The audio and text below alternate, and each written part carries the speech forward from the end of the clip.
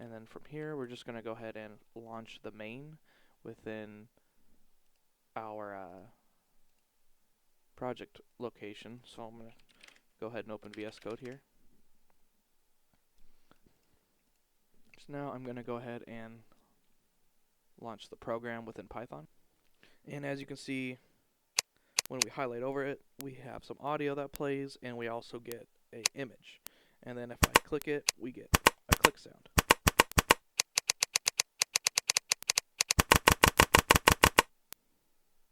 You can also see here that every time I click it, it lets me know, and the object of it changes every time.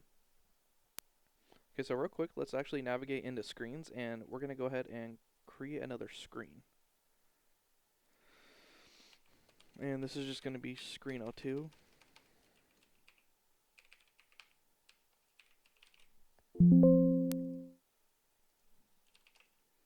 Okay, so I'm going to open up VS Code for this. And I'm kind of just going to quickly go through this. So we have some imports, and then we're going to go ahead and do these imports as well. And then we're just going to want a rectangle, and we're going to make the color blue. And then we're just going to cut the rectangle off there. So let's go into main window and define that.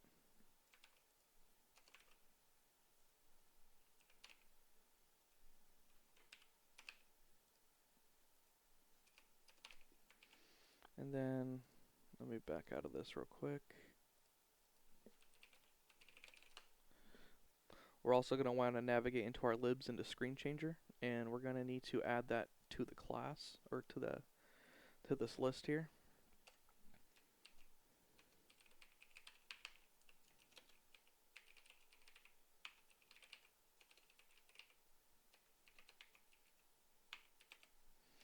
And that is screen 02.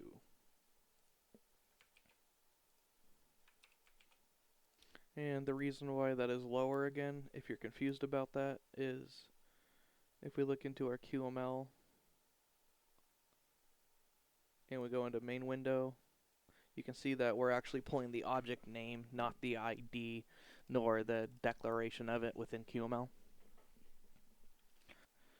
Okay, so really quickly, I'm going to go ahead and open up QtDesign Studio.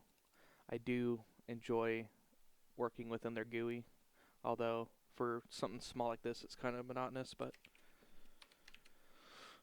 comment this out again, expose this.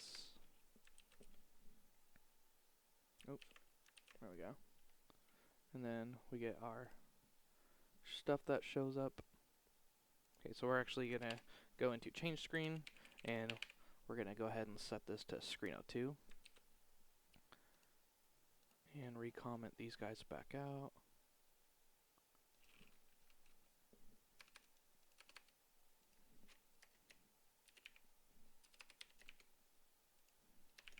Okay, so I'm going to jump back to VS Code, and we're going to go ahead and run that.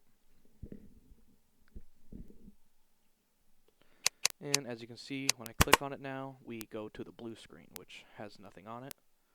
But yeah, now you have a working button that if we look within the QML, we have a button doing quite a bit of things that's only taken up a couple lines of code. But if we look in our custom components,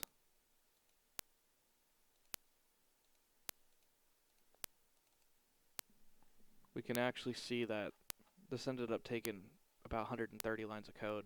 A little less, but yeah, this ended up taking about 130, which is quite a bit of code for what we now have condensed. Alright, I think I'm going to call that a wrap on video 4C. Thank you guys for watching, and I'll see you back on the last video where we're going to go over the 3D objects, and then after that I actually might do a bonus video where I just kind of show you how I made my main screen for the game I'm making. But yeah, thanks for watching, and have a good day.